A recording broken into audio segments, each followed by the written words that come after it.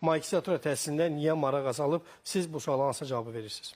Düşünürəm birinci rəqəmlərə biz yenidən nəzər salmalıyıq. Ola bilsin kimlərsə bu barədə məlumatsızdır. Ümumilikdə bu il təxminən 3000-ə yaxın magistraturada yer boş qaldı.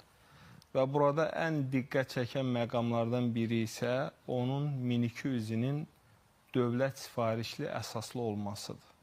Yəni, dövlət sifarişli əsaslı dedikdə onların təhsil haqqını dövlət ödəyəcəkdir. Ödənişsiz formada onlar magistraturada təhsil ala biləcəkdilər. Amma xeyli sayda gənc artıq seçmədir və bu bizə nə vəd edir? Yəni, magistratura təhsili bizə lazımdır növbəti mərhələdə doktorantura fəaliyyəti üçün. Eyni zamanda bilirsiniz ki, bizim universitetlərdə, ali məktəblərdə dərs demək üçün magistratura təhsili vacibdir. Yəni, bu olmadan onlar müəllim kimi fəaliyyət göstərə bilməzlər. Və növbəti illərdə biz bunu ümumi təhsilimizdə daha açıq bir formada görəcəyik. Yəni, hansı formada? Müəllimlərin sayında, elmə gələn insanların sayında. Səbəb nədir və çıxış yolu nədir? Birinci səbəb odur ki, artıq gənclər üçün magistratura təhsili maraqlı deyil. Hansı aspektdən maraqlı deyil? Burada bir neçə amil var. Yəni, bəzi gənclər hesab edir ki, 2 il təhsil almaq vaxt itkisidir. Burada çıxış yolu nədir? Mən əvvəldə bunu bir neçə dəfə qaldırmışam.